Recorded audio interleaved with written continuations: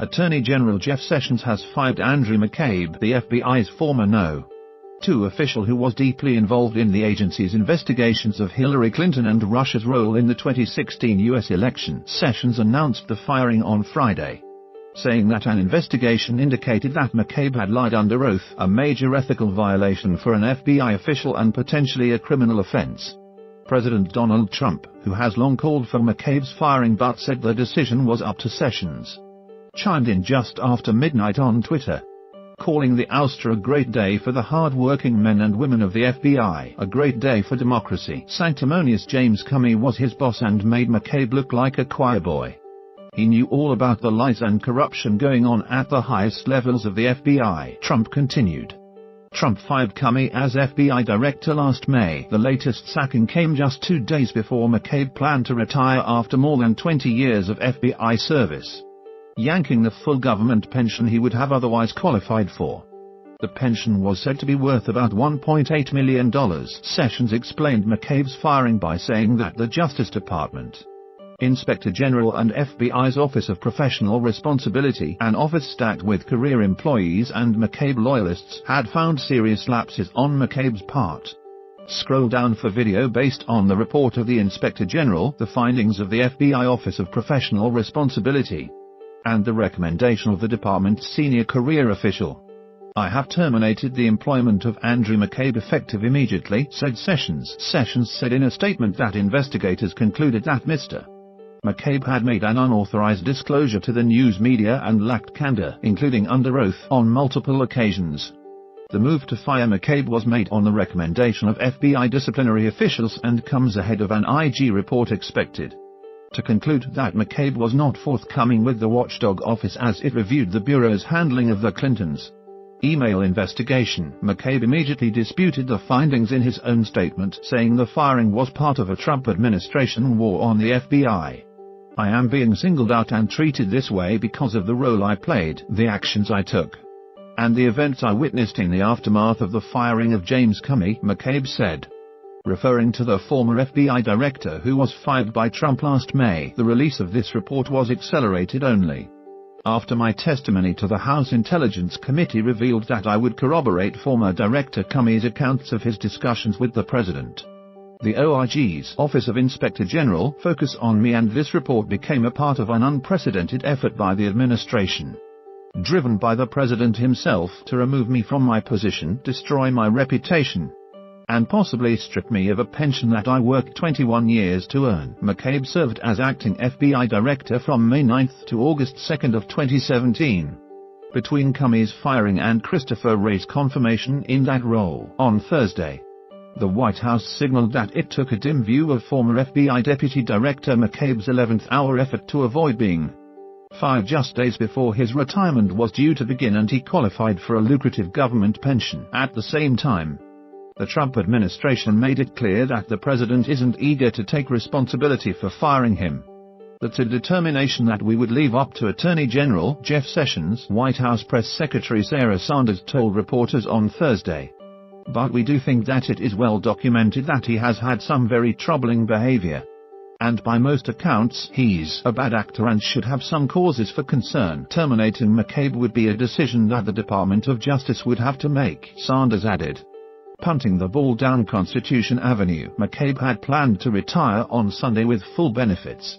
He stepped down from his active DOJ role on January 29, but had continued to draw a salary in advance of his planned retirement date following a 22-year federal law enforcement career.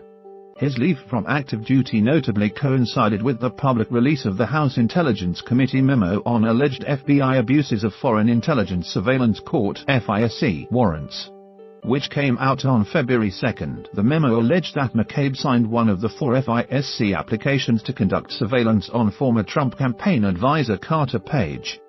Former FBI Deputy Director Andrew McCabe released the following statement following his firing on March 16, 2017 for alleged lack of candor under oath. I have been an FBI special agent for over 21 years.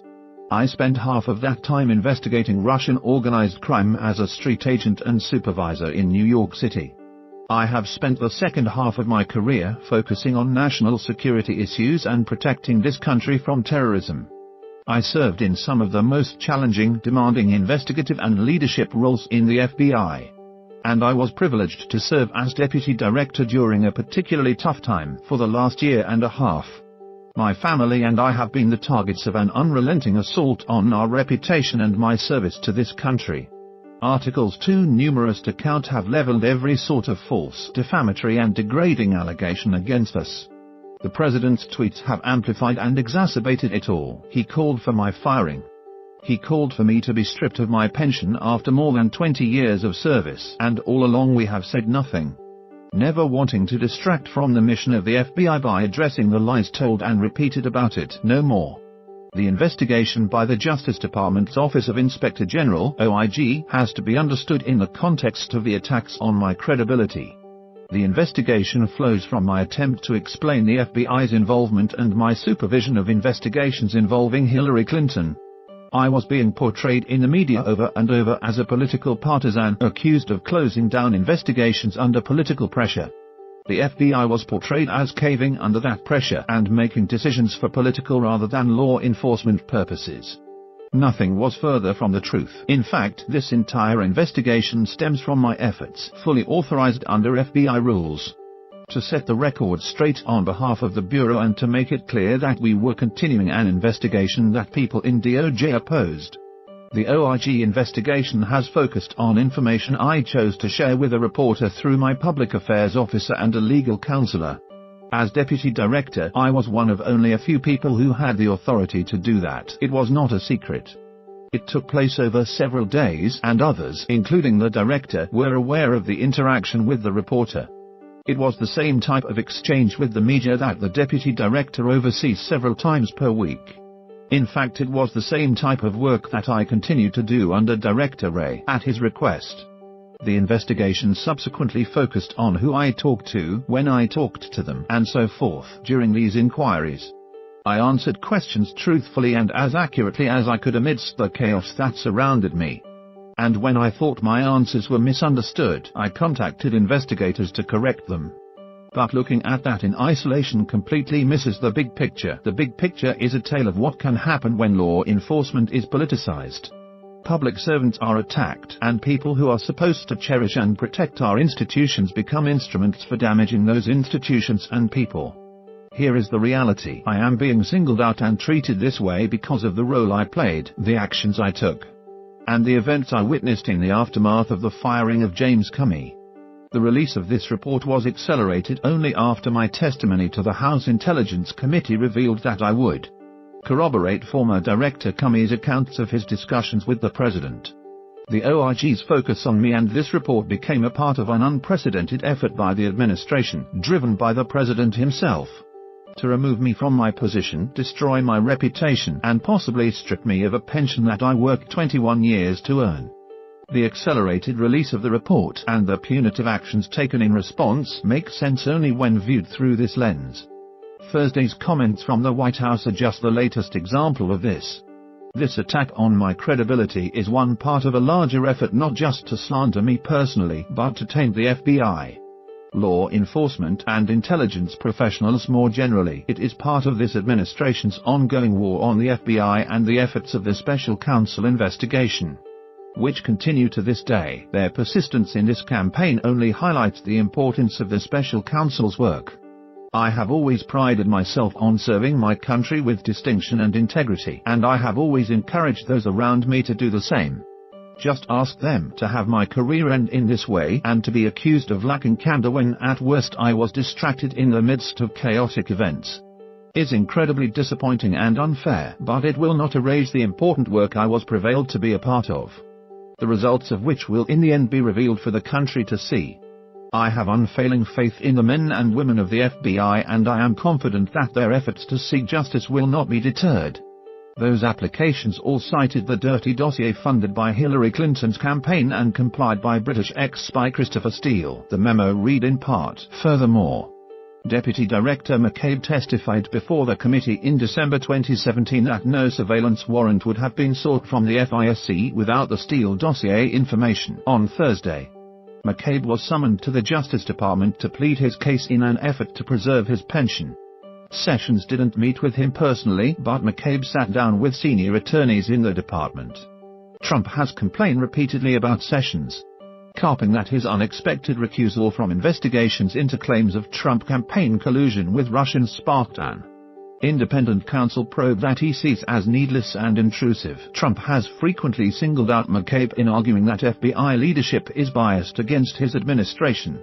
He attacked McCabe during his White House campaign trail, following the revelation that his wife had accepted campaign contributions from the Political Action Committee of then Virginia Gov. Terry McAuliffe, a close Clinton ally during a failed state Senate run. Problem is that the acting head of the FBI and the person in charge of the Hillary investigation, Andrew McCabe, got $700,000 from Age for Wife. Trump tweeted last July, "The FBI has said McCabe received ethics approval and was not overseeing the Clinton investigation at the time."